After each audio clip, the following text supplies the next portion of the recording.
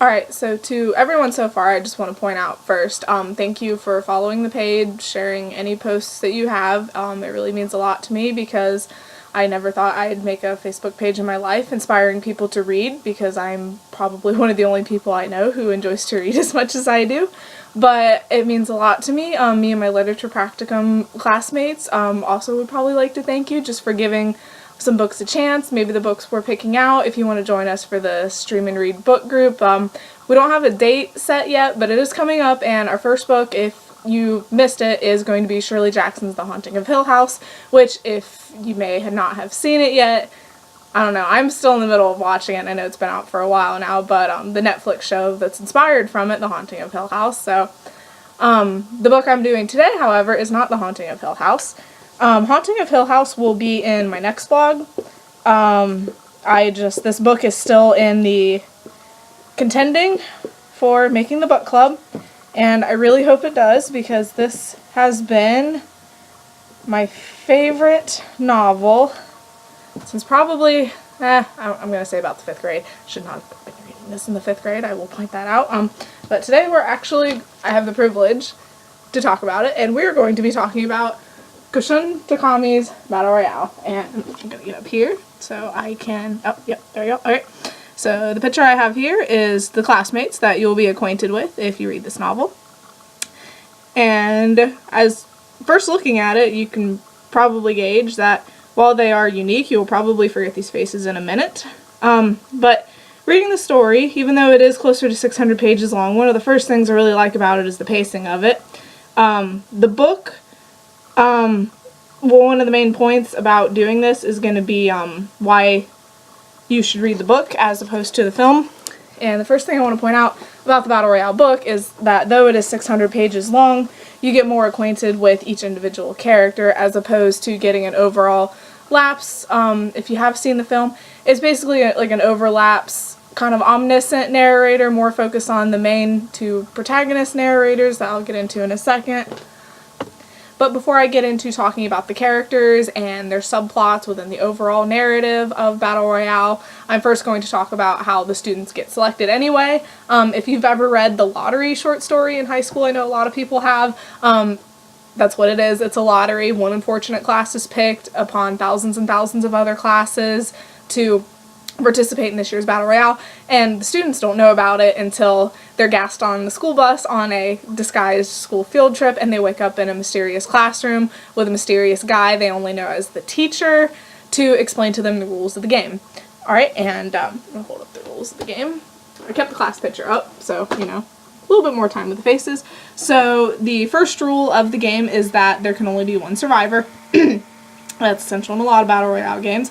I do not play Fortnite, but I assume that is the overall goal of playing that game. The students get 3 days for the time limit, so that if there's not one person left by 3 days, they detonate all the explosive collars, which is rule number 3, I will get to in a second, and no one will be declared the winner, which, if you've read The Hunger Games, this book is almost always compared to The Hunger Games, though there are other similar novels that this Battle Royale inspired a genre. So there's many, many, many upon many novels that follow the whole there can only be one narrative. So we have 3 days. If not, all the collars are detonated. So there's no Katniss, Peeta pulling the poisonous berries kind of thing, so there can be 2 winners. No. It's like if you don't play the game, nobody's gonna win, and we'll just move on to the next thing. We're the government. We really don't care about you. So, and then to the explosive collars. The government officials fit them while the students are unconscious from the gas. They are 1, to track the students over the island, and 2, to monitor their life system stuff. So if they die, they can make an announcement, which I'll get into later, to the other students who are surviving of who among their friends, loved ones, boyfriends, all that fun stuff is dead. So that's very, gets people more in the mood. Maybe they want to go take revenge. I don't know. Like I said, I've read the story front and back, and it gets really good. So, another thing with the explosive collars is you think like, oh, that's a really neat concept. I don't know if they would actually like blow off a student's head. It's different between the film and the novel, and of course the third, my favorite, the graphic novel series. It switches the students, but there is one student in each version that unfortunately trips his collar and it explodes, so that you can see a little bit more of the outcome of what happens when you tamper with that. There's a few other trinkets and toys that go along with the explosive collars, but I guess you'll just have to read the novel to find out what else those fun bad boys can do. All the students are assigned random weapons. This is kind of not survival of the fittest, but survival of the most adaptive people. Although it is kind of mentioned when the teacher and the other officials are talking once the game is started, that although it appears to be random, it also appears that they deliberately give certain students certain weapons. Our two narrators, which I will get into in a second, Shuya Nanahara and Noriko Nakagawa, boy number 15 and girl number 15, their weapons are, I think Noriko gets a pair of binoculars and Shuya gets a pot lid. Like, it's random stuff like that. Or it's mentioned, I'm not going to mention it here, I'm going to mention it later when I get into the character, but one of my favorite intentional assigned weapons comes up in a prominent character, so we'll be back to that in a second. And they are allowed to, they get a day pack, but they're allowed to take their stuff that they packed with them out to do whatever they want with it, so it's like they're allowed to change clothes. Their day pack comes with a couple bottles of water, a map, and a waterproof packaging, their random assigned weapon, which you don't know who gets what because it's concealed in the bag until they leave the headquarters of where they're debriefed on the rules, which is, you know, the guy giving them the rules is codenamed the teacher, so the place they're doing it at is codenamed the school. Really gets into a messed up depiction of how schools and teachers kind of go, but so those are the rules, and in a second we will get into the prominent characters and maybe go over some of the characters are different in the manga and the novel and the film. Some of the characters actually have a better, how do you say it? They're more in-depth in the manga than they are in the novel, and I have a good example of that I'll go over in a second. So, okay, so the first two characters I'm going to get into, I briefly mentioned already, is boy number 15 and girl number 15, Noriko Nakagawa and Shuya Nanahara. And they're kind of ultimately, when the students are called off to leave the classroom one by one, it goes by class number. And weirdly enough, it mentions that sometimes it doesn't always begin at number 1, but and ironically in this case, it begins at number 1. So they leave together. The girls are called first, so Noriko leaves before Shuya, and Shuya's main intention is to get out after Noriko because of a couple subplots, which, to kind of understand it better here, is the two pictures of the characters. Like I said, you got rock and roll, awesome, kind of a playboy, but not a playboy. Like, he's popular with the ladies, but he doesn't actually do anything about them. You got him as your male protagonist, and you got plain Jane Noriko Nakagawa, who during the initial briefing is shot in the leg, as I've mentioned.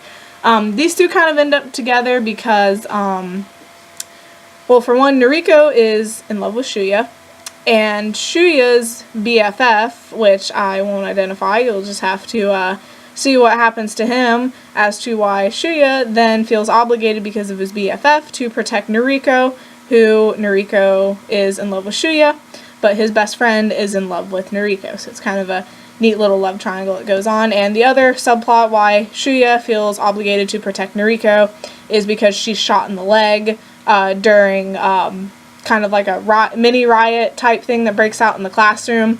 The soldiers start randomly firing their weapons, and Noriko unfortunately is caught in the gunfire. That also comes back later because throughout the game Noriko is handicapped and she relies on Shuya to take care of her. I've also mentioned that their assigned weapons end up being binoculars and a pot lid, so they start off a little bit rocky. The students unfortunately also start dying like right away. Like, it really does not take long for one student to finally decide, like, you know what, like, I'm just gonna go back and start doing it because somebody's gonna kill me and why not? Like, that's in the novel, it didn't really go over it in the movie, but in the novel, that's how it starts, is the first guy that kills another student doesn't want to, but it gets to him more and more, like, how can I trust them not to kill me? Better to kill than to be killed, unfortunately. A couple of the other characters that come into play, I'm first going to talk about boy number 6 and boy number 5, the two, I would say, baddies of the story, but bad in their own way, of course. First of all, you have boy number 5. You have Shogo Kawada, which, again, if you've had any experience with reading this or you've seen the film, Shogo ends up joining Noriko and Shuya's group. He saves them, essentially. They would have died otherwise if he hadn't jumped in. And when they're first introduced, and Shuya thanks Shogo for saving him, Shogo kind of hints that, hey, do you want to stick around? I kind of know how to get off the island. And we're left at that point for a while because Shuya and Noriko, Shogo won't tell them how he knows to get off the island. He just says, you just have to trust me, which trust is a big theme that comes up in this when you get other people, like, you know, you got couples in the classroom, best friends, when they meet up on the island, it's a whole dilemma of, can I really trust you not to kill me when I'm sleeping or anything like that. But, like I said, I'm not going to go into too many of the characters. They're all important. They all have stories that, like, there's pretty girls, there's nerd girls, there's athletic guys, there's there's the class president. I mean, they all just intertwine, and you just, I don't know if it's the same for everybody, but I feel like you really connect even with, like, the minorest characters. Even the characters that die in the first 5 minutes of the game, you don't forget them as the game keeps on progressing. But enough about them. I'm going to go over, like I said, the two baddies of the game. You got Shogo Kawada. He's a baddie, but he's a good baddie. He helps out people. He kills people, but he only kills people in self-defense because you'll find out Shogo's got a little secret. He's got experience with the game, and you'll find out how somebody can, ironically enough, be in the game but know about the game when the winners of the game are not allowed to talk about the game. So one of my classmates who's reading this right now, Drew, mentioned he really likes Shogo's character, so I felt like I had to mention him, one, because he comes into play with Shuya. Sorry, some names sound very alike. Shuya and Noriko's character joins up with their game and becomes a big part of the story. And then you got my favorite baddie over here, boy number 6, Kazuo Kiriyama, the madman with the Uzi 9mm. I mentioned earlier, the government officials kind of mention that though the weapons are supposed to be randomly assigned, it's kind of hinted that they intentionally gave Shogo the shotgun, the Spaz 12, and they intentionally gave Kazuo Kiriyama the Uzi 9mm because statistically, before the game even started, these two stood out as potential winners.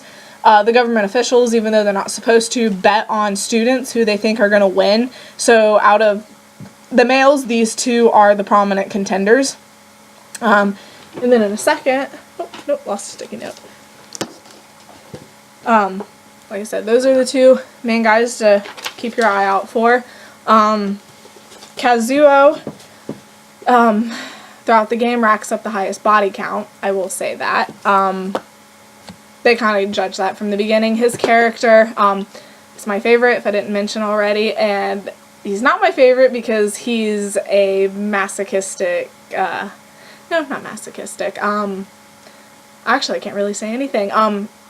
Kiriyama was in an accident when he was a child. It doesn't go over it in the film. It mentions it in the book, but goes into a lot more detail in the graphic novel series as to why Kiriyama lacks empathy. He can't feel anything. He's colorblind. It goes over when he was a child. There was a car accident. He got some brain damage. But essentially, what resulted from that was this pathological genius that understands everything but can't feel anything. So he's a very high contender on the list. Like I said, he racks up, out of all the students, he racks up the highest body count. So he comes in quite a lot. And but some of the other characters, Like I said, they're not known for racking up the highest body count. They come in, they do their part in other ways, not so much from the weapons they're given, nor the abilities they have. Well, they're more known for the abilities they have before they go into the game, rather than like the weapon they get and like the overall arch, how they can do more stuff with that just because they have a better gun and a better kind of jumping off point, as some of the other characters unfortunately do not. And then two of these other characters I'm going to get into a second. I mentioned Kiriyama is my favorite character. He's my favorite villain character. I'm going to get into a second over another character I wish in the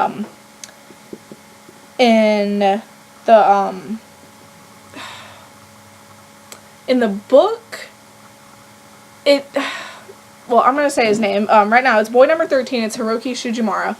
And the only reason I have an issue with his character in the book is because his character is a martial arts master. I mean, he's in high school. All these students are 15. He's a martial arts master. He surpasses the abilities of his teacher. But in the book, even though he's in a game where you have to kill people until one person is left, he doesn't use any martial arts. He keeps running away because while he's a martial artist, he's also a pacifist and doesn't intend to use his abilities unless it's in self-defense. And even in self-defense against his classmates, he still doesn't do it. He just runs away. So the graphic novel, I love. It goes into more of what his abilities are. He fights way more than he ever did in the book. So here is Hiroki. Like I said, there's a picture of him in the manga, demonstrating some of his ability when he's introduced. As you can see, he's kind of this like Street Fighter, Hadoken kind of martial artist. It goes into more of like what this kind of style is called and how he uses it in the manga. Because like I said, unfortunately, the one drawback of the book, probably the only drawback I'll mention, is that his character just could have done so much more in the novel, and it fell flat. I wish they would have done more with his. And then the other character I always love to mention is nicknamed the Third Man, boy number 19, Shinji Mimura. As you can see, he's kind of got like a little laptop in the background. Shinji is a computer hacker. He is a 15-year-old, while Kiriyama is a genius in every field he can master because he's not handicapped by personal emotions. Shinji learns from his uncle how to be a computer hacker. He's a prodigy of sorts. So the interesting thing about Shinji is he hatches this plan while they're on the island to blow up the school, because Shinji and his uncle, being a computer hacker and a fighter for the rebellion, which is going on in the real world, that's fighting to stop the program. His uncle, before he goes missing, but Shinji knows that the government came after him and killed him because he stopped doing his hacking stuff, went back to doing it, and it was, the novel does go into it, it's really neat, but when he dies, Shinji, as a symbol to kind of transcend into his uncle's position, takes his earring and wears it, and takes a keychain he always had, and Shinji has it on him when he goes to the island, and the government, they go through their stuff, but it's a keychain, and they don't take his laptop either, because like, what's the point? You're not going to be able to connect to anything. So they mistakenly let Shinji keep his laptop, which allows him to use the keychain. It's a bomb detonator. So Shinji hatches a plan to blow up the school and all the officials inside and escape the island, and it's probably my favorite sub-narrative in the Battle Royale series. So if you'd like to read the book, if you're interested in what you've heard so far, I would pay attention to Shinji's character. That story arc is it's fantastic climax, and it might be the end of the story, it might not be. I guess you'll just have to read to find out. another character I failed to mention. As you can tell, I've mentioned several boy characters so far. There are prominent girl characters in this. I just really, it was kind of a personal choice not to get into them too much. There's, if you refer back to the class photo, there was a girl with pigtails kind of hanging down like mine, but were actual pigtails, braided. Girl number 2, Yuki Utsumi, which I don't want to go into her story too much because in 2012, Takumi released Battle Royale Angel's Border, which I haven't gotten a chance to read yet, sadly. It's a side story of what happened to the girls in the lighthouse, which is Yuki's group. She bravely goes back to the school when the students are being dismissed, and she starts calling out for her friends and stuff. So it's the biggest group that gets together in the novel. It's really all I want to get into. They hole up in what's called the lighthouse, and she encounters them, and that's when you first get your glimpse into how they've been living at the lighthouse and everything that happens at that point. I would have to say from the lighthouse onward, which is about 3/4 of the way through the story, stuff gets pretty hectic and crazy. Oh, I never mentioned, just to jump back a little bit with the rules, danger zones. I never did mention the danger zones. As the story progresses onward, certain areas are marked off, which goes back to the explosive collars. If you're in the danger zone, your collar will subsequently explode and you're eliminated from the game. So it draws people, as the game ends, closer together, kind of like a pack rat kind of thing, where you put a bunch of rats in a thing and they'll eventually start eating each other and try to gnaw their way out in a manic attempt to escape. So kind of a messed up ideal that that's what they're trying to do with these 15-year-old kids. But that's why I don't want to go into Yuki's story too much. And if you want to find out more, I would suggest either reading the novel, or if you really want to, read the graphic novel, the 15-volume series, and they also have the side story that I just pointed out, Angel's Border, which goes into the events leading up to Shuya encountering them at the lighthouse, what they did during their 2 days isolated in there. But the other girl I want to mention, I will get into, is girl number 15, Mitsuko Soma. The government nicknamed the Angel of Death, and they gave her designated weapon, as you can see, is a hand scythe that she uses to accumulate most of that body count in the story. So, I mentioned earlier, some of the characters got purposely assigned certain weapons. They purposely assigned Mitsuko that because Mitsuko, probably the most problematic character.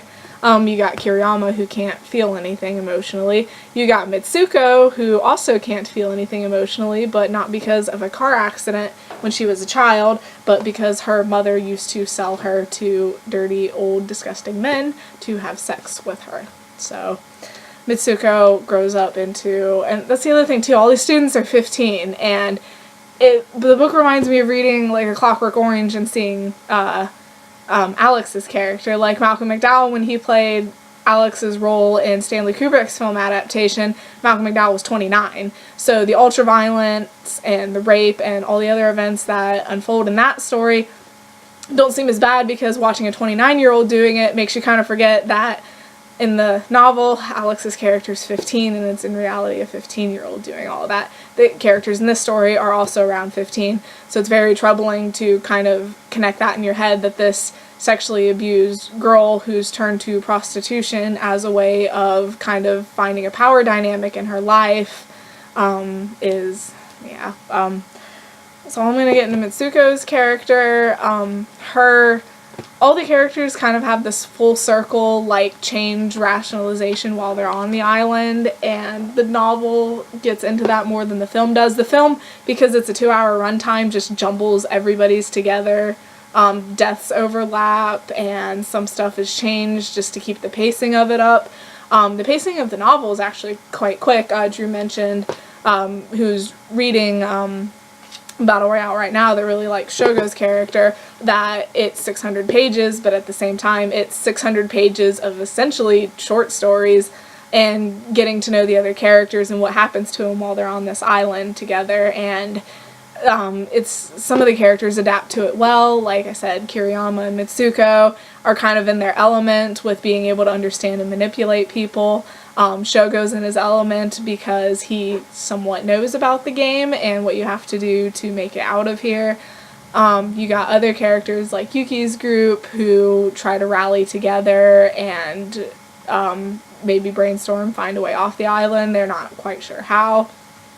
You got other characters that just have a complete mental breakdown and will shoot anything that moves because they're absolutely terrified that nobody's going to help them, that their best friend could encounter them and their best friend be the one that kills them.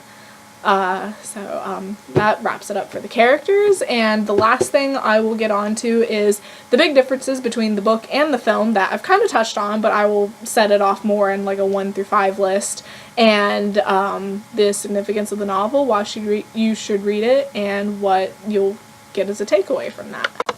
Alright, so the major differences between the film and the novel, and why I always recommend people to at least read, maybe if the novel's not really their style, at least the graphic novel, rather than just watching the film, is while the film is a great and honest-to-heart adaptation of, like, condensed down summary adaptation of the story, you won't get the same impact. Like I mentioned earlier, and I'll hold up my sign right now while I go into it, there's death overlap in the film.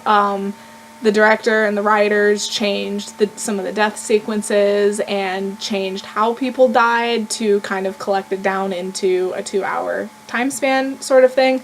So if you want to find the original, just something about the original deaths, Takami, the way he wrote it explicitly. A lot of the characters, the way they died coincides with how the way they lived in life. Like, Oda's character is kind of like Kiriyama. He's sort of a prodigy, but not a natural prodigy, a learned prodigy, and thinks that because he excels in music that he can't possibly die because he has something to do with the world, and you don't get any of that in the film. In the film, he's just a dude riding around on a bike. You don't get any of that. So, definitely death overlap. I briefly mentioned earlier the program's origin when I introduced the video, how in the film there's an overshot sequence in the title that says, like, the students call it Battle Royale because the government enacted this program. That's, ironically enough, the book really doesn't go into much of the origin of the program, just that there's a thing called the program where every year a group of 42 students, a class of 15-year-olds, is stuck in an isolated place and forced to kill each other. And even the stuff they do mention about the program, the movie does not go over. It changes to kind of like wrap it up and to make it easier to keep the story going. So there's that to consider. The multiple perspectives is what I enjoy the most. In the novel, every different chapter almost is told from somebody else's perspective, and every once in a while it shifts back to Noriko, I always get Shuya and Shogo mixed up. Noriko, Shuya, and Shogo's perspectives, but it goes, every other character gets some chapter where you get inside their headspace. You do not get that from the film. In the film, it's almost explicitly shot from, like I said, Shuya and Noriko's perspectives, sometimes Shogo's, and you don't get a lot of the backstory with what some of these students went through. You only get the aftermath, so like you see what happens to their dead bodies. Like, for an example, I'm going to refer to my class list really quick, but just to kind of show you like how they change the perspectives and how these deaths and encountering them afterwards shifts your idea of the story, is that girl number 6, Yukiko Kitano, and girl number 7, Yumiko Kusaka, who are best friends in both versions. In the manga series, they try, like, Yuki's group to kind of rally everybody together. They go to top of this mountain observatory thing with a megaphone and essentially call out to all the students and say, hey, we don't want to fight, everybody that doesn't want to do us, join us, come up here. And that's how they die, is because making a lot of noise attracts the attention of the people on the island who do want to kill their fellow classmates to survive, because it's instinct. That changes in the film. In the film, they die because they fight over a life preserver, and you don't actually even see them fighting over it. It just shows their bodies with a knife in each corpse and them both holding onto a life preserver, and it's kind of assumed. So you don't get more of the aftermath, you get more of the emotional like response they take and the actions they do to kind of help themselves in this dire situation, and which leads me into my last point, encountering the dead bodies. In the film, once somebody dies, you don't see that body again, and if you do see a body in the aftermath, like I mentioned, those two girls as characters, it's to explain why they died and to validate that they did die, so there's less students now. The creepiest thing in the novel, and it doesn't register in the graphic novel, any other one, they only go over it in the novel, and it's that Shuya gets separated at one point from Noriko and Shogo, and while he's going back to their meeting spot, he encounters the bodies of, give me a second, it's, where is he? I should know his face. The bodies of boy number 18, Tadakatsu Hatagami, and boy number, where is he? 13, Yuichiro Takaguchi. Encounters their bodies, shortly after they're killed, and it describes, like, you know, the rotting state of, like, what happens to your body when it starts to decompose, and it's kind of, it hits him in the face like a brick. Like, he immediately reels out of that meadow. Like, it's one idea to concept, concept to grasp is the idea of your fellow students killing each other, but it's that all of their bodies are on this island and nobody can do anything about it, give them a proper burial or anything, and they're all just, like, the numbers in their class system, it's like they're all just statistics now. The only thing that comes off of the island, it's not like their bodies, it's not a proper funeral, it's their class number and how they died and when they died, and it's quite morbid, and probably, like I said, the significant takeaway of that is anymore, like, the way our government sees us, like, not as in, like, you know, we're 42 students, they can just stick on an island and force us to kill each other, but more of, we are really just autonomous statistics in the system, and it's like, where is our voice if we have any voice? So that's a big thing I always suggest to people about reading this novel, is if you kind of want to, like, remind yourself of how you're an individual and you're not just a statistic. It's like, you read this and Shuya, his optimism, and Noriko's optimism and everything, like, just keeps the balance of the morbid and the happiness of the story going full speed. Alright, I'm going to wrap up this already longer than I thought it was going to be video with a quick summary and brief introduction, conclusion sort of thing to why you would enjoy reading this novel and why you should pick it instead of just watching the film on YouTube, which, by the way, if you want to watch the film, it is free on YouTube. A lot of stuff that's internationally made or is just old you can find free on YouTube, so that's the thing. Or if you want to do it the not quite pirating way, you can rent it for $2 on YouTube also. So we'll get into this. For one, rereadability is a huge factor in doing this. Like I said before, I've been reading this book since about the 5th grade. Really should not let somebody in the 5th grade read this. I will say that. Like, I do not regret breaking the rules and reading an 18+ book in the 5th grade, but other people might have an issue with that. So, rereadability, I swear, as long as I've been reading this story, I always find something new when I'm doing it. It's interesting time and time again. Like I said, it's not so much like one story you're reading, it's 43, 44 if you count, like, some of the, you know, the perspective of the teacher and some of the other officials. It's like they're short stories, like, all mixed together. So it's really easy. The pacing is great. You can stop in sections. It's easy to remember. At the end of every chapter, it reminds you, like, oh, there's 23 kids left and stuff like that. So rereadability, the aspect is really high. The connection to the character, like I said, it's like essentially reading 42 short stories of each character's experience in the program.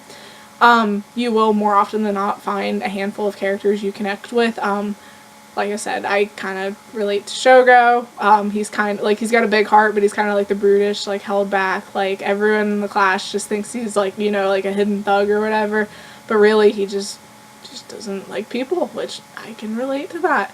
And, you know, some of the other characters, like Shinji, I like that he's a computer program. I've always been, like, you know, into computer stuff, and I really like who's another favorite character? Oh God, what's her name? Takako Chigusa. I really like her. She's like Mitsuko, she's one of the prettiest girls in class, but she's not the abused kid that Mitsuko is, and her character unfolds really well. And fun fact, you'd have to watch the film to know this, but Quentin Tarantino, his favorite film is Battle Royale. And if you've ever seen the Kill Bill movies, Go-Go, Lucy Liu's awesome boss sidekick type girl that has the ball swinging around on a hook, the same actress that plays Go-Go plays Chigusa in the Battle Royale film, and I'm pretty sure that's why Tarantino picked that actress to be in Kill Bill. So that's another thing, character connection, how stuff like that identifies with you. I think all three of them hit it. You will find characters you identify with. You know, you hear people say the devil is in the details. I gotta go with the devilish details. Like I said, every time I read this, I find something different every time I do, and it's just the little things that get to you. Like Kiriyama's, I mentioned he's got a new Z9mm. The way it's written in the book, that, I don't know, it just kind of like, I felt it on my spine, was, they don't describe it as like a gun being fired or anything, but when Kiriyama uses his Uzi, the author describes it as like a typewriter going rat-a-tat-tat. And I don't, like, that's the one part of the book that gives me chills up my spine. It's like when he mentions like the rat-a-tat-tat sound. So that's another thing. The devilish details. Impact. I love the way the story concludes. It's expected and unexpected. I don't know how to describe it better than that, but like, you expect, like, okay, one person's gonna survive, but it's way more than that. It's, like I said, if you're gonna read any book in this genre, The Hunger Games was great when I was in the 6th grade, but I'll pick Battle Royale over The Hunger Games any day of the week. I don't know how The Hunger Games is more popular than this book is. So, impact. The last line of the book is only like 8 words, but it hits you right in the heart. I mean, it's a blowback. It makes you just want to sit down on your seat and just reel in the influence of, oh my god, that was awesome. Let's do it again.